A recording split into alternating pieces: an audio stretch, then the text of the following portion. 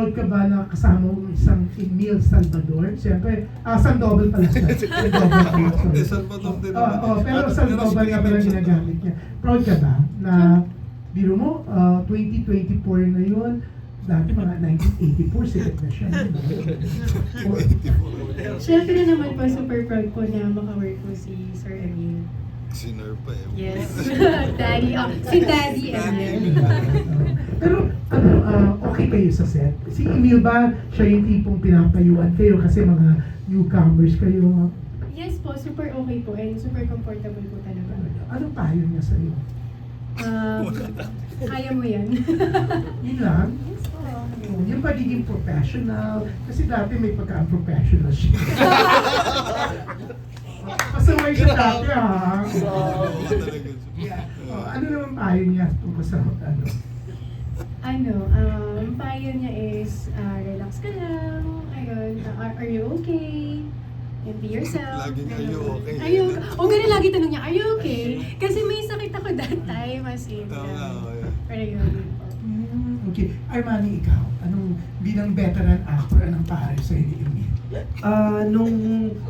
To be honest, sobrang grateful ako naka-work ko si Sir Emil. Daddy, Dad. Kay Kuya po kasi, yung first day,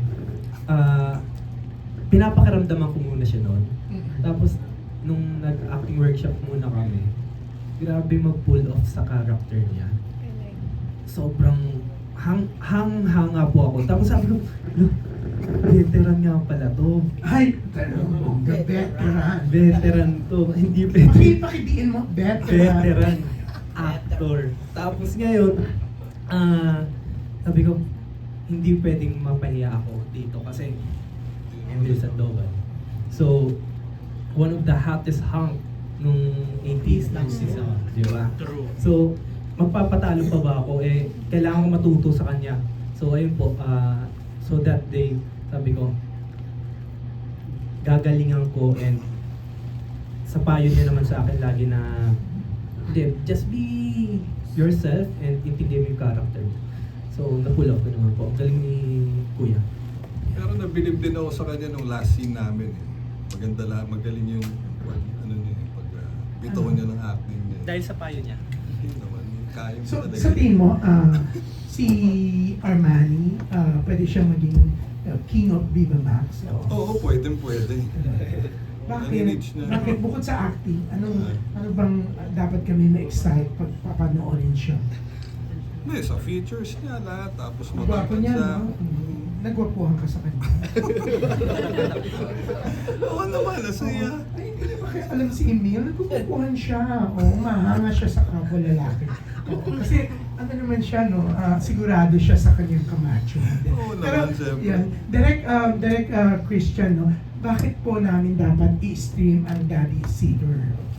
Ano po meron dito? Ano ba yung kakaiba sa mga ibang pelikula ng Viva Max? Siguro yung I like the twist ng film.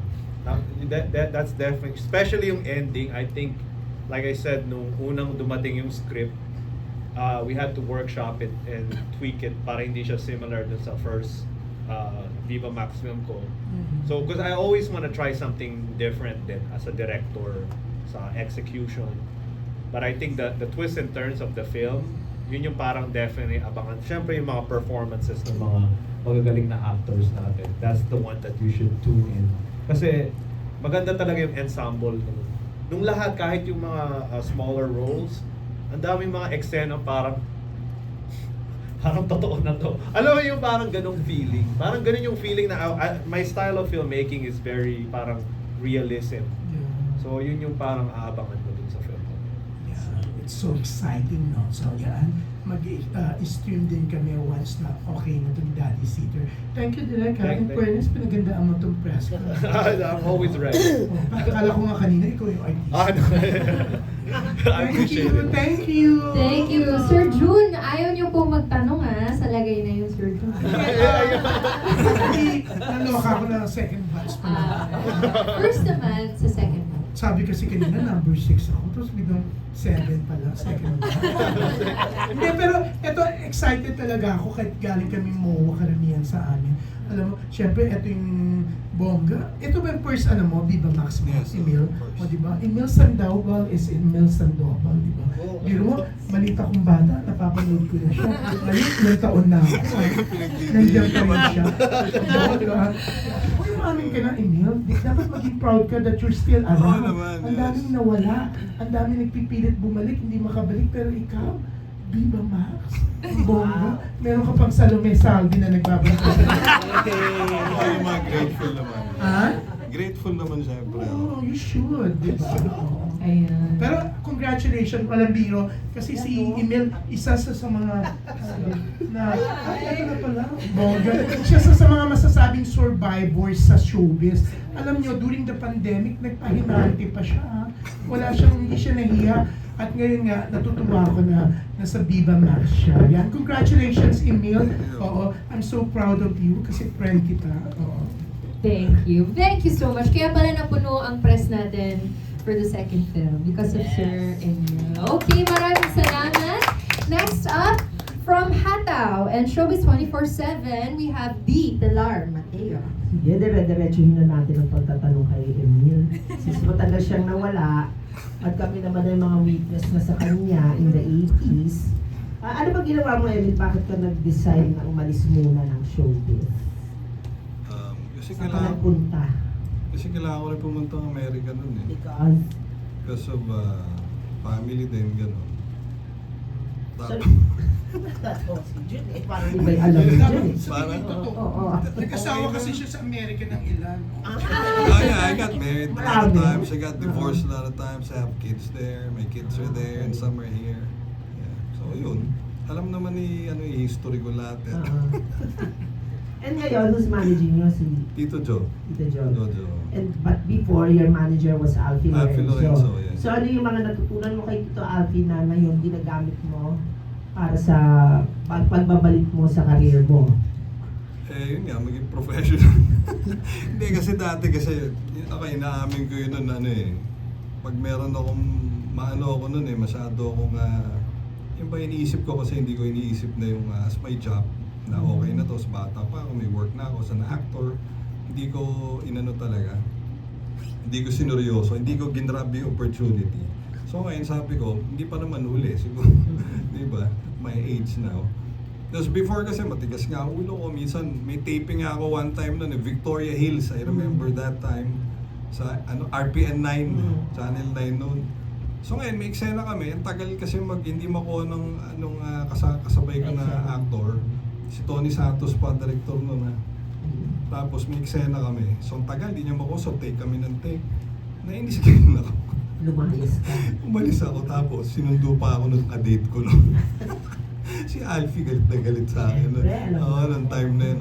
Pero that was a long time ago. Natuto na ako. I learned from my lessons then. Pero after naman nun, okay na eh. Pero nung umalis na ako sa kampo ni Alfie, because I was with Regal noon. So after Regal, may producer ako noon sa Emperor Films. Doon na yung ginawa ko yung mga bold na lahat. Yung mga sexy.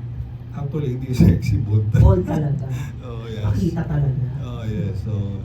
So yun, tapos by that time noon, magsi-switch na sana kasi gusto ko itigil yung mag-action. Wala pang Robin noon, wala pang Ian, wala pa sila. Si Salvi Pascual, mas may producer din. So sabi niya, sige, gawa tayo action, ikaw bida. Ganun. Sabi ko, okay, sige, isahan natin yan. Tapos hindi na natuloy, nagkasakit si Salvi, nagpunta ng Amerika. Ako nagpunta ng Amerika. Yun na nangyari doon. So when I came back, it was 1999 na eh. So yun na, wala na yung roles ko, puro na lang, mga guesting, gano'n, sa mga teleserye. I did most of, sa una GMA sa ABS. Tapos ngayon, may ginagawa ko sa GMA ngayon, Sangre. Kaya okay naman yung sa Sangre. So yun. Tapos na, I'm happy I'm here with Viva. So ano yung pinaka-rason mo for coming back? Lalo na dito sa industry? Yeah, yun yung gusto ko talaga. It's the kind of job that I wanted to do. Yeah, so yun, ano naman pala? so parang nagsisi ako before nga. Sabi ko, hindi ko, kasi pag ganun na ako sana Oo nun. nga. Sayang. Pero at least nga, sana ganyan lang, at least maging stable. Yes. So bukod sa pagiging professional, anong i-advise mo sa mga co-stars mo? Eh, maging professional kayo. Whatever opportunity you get, you grab it right away. Yeah, and maging professional talaga kayo. Sunod lang kayo. di ba? And yun, sa acting, talagang maging serious kayo. Yes. Sa mga co-stars ni Emil, ano na-discover niyo sa kanya? Like ikaw, Armani, marami ka palang alam tungkol sa kanya. Ano yung nakita mo sa kanya, na-discover on the set? Kay Kuya po, ang cool niya. Yes po, kasi sobrang cool ni Kuya Emil dahil yun nga, nakwento niya nga sa akin na nagsiscooter siya, nagskateboard ko, no? Tapos, is more on scooter. And, small world na before, mahilig po kasi ako sa scooter din. And, ayun, nagka-vibe kami nun. And, hindi siya yung Tito vibe talaga, na old school yung thinking. Gen Z. Masasabi yung Gen Z. Sobrang cool ni Kuya. Yan po. So bukod doon, hindi ka ba niya in-advisean tungkol sa girls? Sa girls naman po, wala naman. Hindi ka nagtanong? Hindi na po. Ikaw naman, Apo. Na-discover ko naman po kay Daddy. Ano Daddy po? naman siya. Daddy. Ano po, tahimik po pala siya. And super bait po niya. Wala po kasi akong chance na makasama sila na matagal kasi pag one day lang po yung shoot namin for both of them. Ayun po. Direct, did you personally choose Emil to be the bida ng Daddy Sitter? Usually po kasi may ina-attach silang cast. Uh-huh. Pero I'm very grateful po na si Kuya Emil. I was about to say sir. Pero he is an amazing actor. Alam mo naman pag, like I said, veteran actor, iba talaga yung depth nila. Even the way they talk, demeanor. So, saka magkamukha sila. When you think about My it. son looks like a bit of Armani, si Paolo. Si Ethan Salvador, I don't know if you know, nag-artista rin siya. So, grateful po ako na naka-work ko po siya. Kuya Emil. Okay. Thank you very much, Miss Phoebe. Maraming salamat po, Tita Pilar. I love the discussion. Talagang nakangangalang ako. Okay, next up from Chicanas Avenue, Albert Abelido. Hey, mabuhay. Yes, I'll start with you, Gerard. Yes.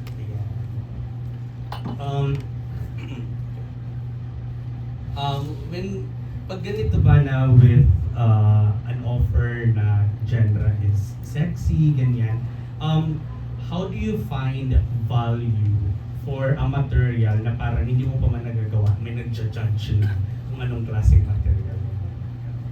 Kasi yun yung lagi kong sasabihin. I always repeat na, di ba when you think about a painter, pag nagpe-paint ka ng, let's say, someone asks to commission a nude painting, I find the artistry behind it. Parang, kasi lagi kong, pag may tinatanong sa akin, what I find unique with Viva Max is, yung mga kwento niya, hindi siya nakikwento in like like a regular mainstream TV. So, it's more for me na parang I enjoy it in that sense na parang I'm telling something so different from, like if you're a true artist, like you know deep down inside, gusto mo magkwento ng hindi pa nakikwento regularly. And so yun talaga yung parang na-appreciate ko sa Viva Max. Saka like I said, I'm still a young director din naman. So I still have a lot to learn. So why would I not grab this opportunity? I would even say nag-mature din ako as a director, working in Viva Max. Kasi you only have such little time in a day. So you have to be very precise kung ano yung kukunin mong shots. Tapos, kumbaga, I said, bahala na lang. So when you see, tapos pag nakita mo na pull off mo yung scene na gusto mo, I take such like parang, there's something satisfying about going with a plan, tapos sobrang liit lang ng time mo, tapos na-pull off mo. So, for me, it's more of a, I take the opportunity to direct a Viva Max film as an artist. Like, I believe in the 10,000 hour rule to be a master of a craft. So, I take it as that, that's how I am as an individual. So, while you were not yet directing this kind of genre, and nakikita mo yung mga Viva Max materials, did you see somehow yourself doing this? Absolutely. Kasi actually, true to matter, so it's funny, pang-apat ko na to na concept about sugar daddy. before I even did Sugar Baby, I used to work for a black network in the US. So I'm a TV series director. So meron na dong premise about yung mga concepts namin back in the US are very gritty na eh. So about, no lie, about strip club, mga drugs, crime. So sabi ko, I wouldn't fit in your typical mainstream na film because yung style ng writing ko, style ng directing ko, nasanay na ako sa US na very gritty siya eh. So nung nakita ko yung Viva Max, ayan yung parang pinakabagay sa style ko. It's like gritty, realism, crime. So dito ko parang na-explore yung mga ganong plot, yung mga storyline na you wouldn't be allowed to. It's like, that's we're only doing PG-13 here, so you need to censor it. I feel in Viva gives me that creativity, Viva Max specifically. Thank you. To Apple naman. Kasi parang I think this year was a big year for Viva Max ladies in terms of transitioning to mainstream. Diba? Parang, and then somehow others have let go their sexy image already. Ikaw ba, is this something you are aspiring for as well? Or what do you want na maging direction mo moving forward? Actually po, this is my stepping stone to mainstream. Kasi that's why I entered Viva Max. Pangarap po talaga mag-artista. So, Viva Max is one of my stepping stone to go mainstream po talaga. Dahil ba feeling mo hindi ka kukuning artista kung hindi ka mag-Viva Max? I think kailangan ko pa rin po kasi talaga ng actual training. So, aside from workshop po, I want actual experiences.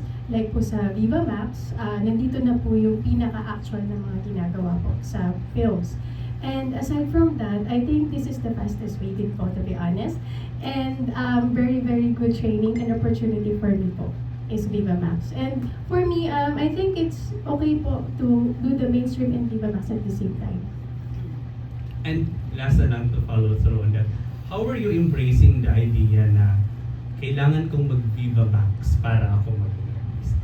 Embracing, I'm accepting as an actress that this is an art and this is the part of it. As an actress, I have to do what I have to like doing. This is acting, for example. I don't categorize doing Viva Max or mainstream movies. I think it's the same.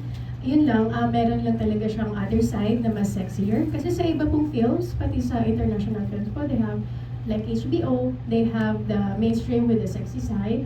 So, same lang din po yun. And I'm embracing Viva Max. This is my family. Dito po ako nagsimula and I love Viva Max po. Thank you, dear. Thank you po. Yeah. Sorry, upusin ko na lang. Kayo, Bill, muna. Feeling mo ba mas malakas yung appeal mo as a daddy or mas malakas yung appeal mo ng mas bata? I don't know, it's for you guys to judge it. Kailan mas maraming babae? Ganun na lang. Parang ngayon eh. Hindi na. Pero na-outgrown ko na yun eh. So, isa na lang ang ano ko ngayon eh.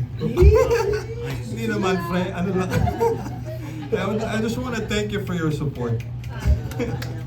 Parang mas, of course not necessarily na pinapatulan, but more of, mas na-feel mo mas maraming na-attract sa'yo ngayon now that you're Yeah, a I think daddy so. already. Yeah. Pero, follow through na lang on that. Kung kailan naman peak, saka ka naman nag-behave, di ba? Ganyan. And, paano ka umabot sa ganong level? Na, wala na. Kaya ano na lang. Wala, ano lang, kasi it's like, siguro, dami rin ako naging nakasama, nakarelasyon, gano'n. Tapos I got kids too. So, yun. So, naisip ko na, hindi ko naisip, parang na-feel ko na lang. Di ba?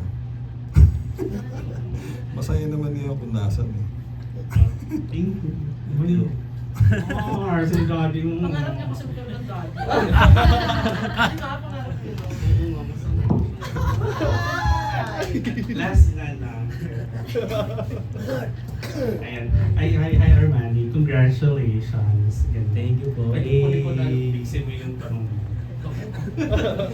Hindi kasi like, di ba, parang I think 3-4 months ago when we had an interview with you, parang sabi mo, ano mo na, Lilo and all. Tapos parang just a month ago, may nakita kami. And ito, parang may follow-up agad, ganyan. So, what did you pack to doing Viva Max? Ako naman po, for me, sobrang na-overwhelm ako nung pagkatapos nung TL. Diba, nag-showtime po ako. Na-overwhelm ako sa kabilang side, which is ABS-CBN, na nagbigay sila ng opportunities din sa akin na kinukuha nila ako as ano din na. So, na-overwhelm ako doon na binibigyan nila akong guesting din. Ngayon, dito ako sa Viva Max, this is my family. This, kagaya nga ng sinabi ni Apple, this is a stepping stone. And sila, boss na din nagsabi sa akin na stepping stone mo yan, may nakikita kami sa'yo. So, na-overwhelm ako doon. And hanggang ngayon, dala-dala ko yun na mga sinabi nila sa akin. So, anong tawag dito? Hindi ka naman nagsisi na hindi nagtuloy-tuloy yung... Hindi naman po. Sa akin, kailangan ko din ng pahinga. Kailangan ko muna mag-enjoy and kailangan kong ano yung mga kailangan kong i-improve sa pagiging actor and anong kailangan matutunan sa different emotions and characters sa ibibigay sa akin project. Okay. Last na lang. So, ibig sabihin ba parang nagkaroon ng offer si ABS for a series or parang gano'n ba? Meron naman po. Tapos, for now, ikikip ano ko muna kasi sobrang na-overwhelm ako sa kanila. Okay, sige. Thank you. Thank you po. Okay, naka-overwhelmed din ang mga tanong. Thank you so much for that great set of questions. And last but not least, from Bix Buzz, we have Bix Amazon. Hello guys, and congratulations. I'm so overwhelmed. Pero umpisa muna tayo sa legend. Legend kay Emil. Emil kasi you had relationships sa mga girls from different generations. Di ba? Pero ano yung sa palagay mo yung pagkakaiba ng mga girls noon sa ngayon when it comes to relationships? Pagkakaiba kasi before mahilig ako sa matanda, ngayon naman sa bata. Hindi. No, I'm just kidding. Saan ka mas enjoy? Saan ka mas enjoy? Anong generation? Na girls. Siguro ngayon. Why? Kasi iba kasi before parang I was like, I think I'm not supposed to be born then. I think I was supposed to be born at this. Gen Z level. Yeah, something like that. Pero when it comes to doing intimate scenes, ano yung mas parang mas na-enjoy mo or mas challenging sa'yo? Yung ngayon or yung before? Parang mas okay yung ngayon. Why? Kasi parang ito pa lang yung first ko na itong sa Viva Max, itong BMX na to So ito pa lang yung first, so parang okay siya. Medyo okay din yung before, pero parang mas, kasi nga, yung level nung mga bagets yung kasama ko. Pero hindi ka ba parang awkward yun? Kasi syempre, daddy na, tapos na... Hindi naman. Hindi naman. Okay naman sa akin. I'm happy. You're confident? Yeah, I'm confident. Yeah. Bong girls. Yes. kasi ano naman, ang ngayon naman, ang pinagdalasaan ng mga bakla, like Albert, si Armani. Ano yung mapapayo ko kay Armani sa mga gano'n? sa mga nagdanasa sa kanya. Ano yung mapapayo mo na kay Armani sa mga gano'n? Just get along with the flow. Just enjoy. Yeah, just enjoy.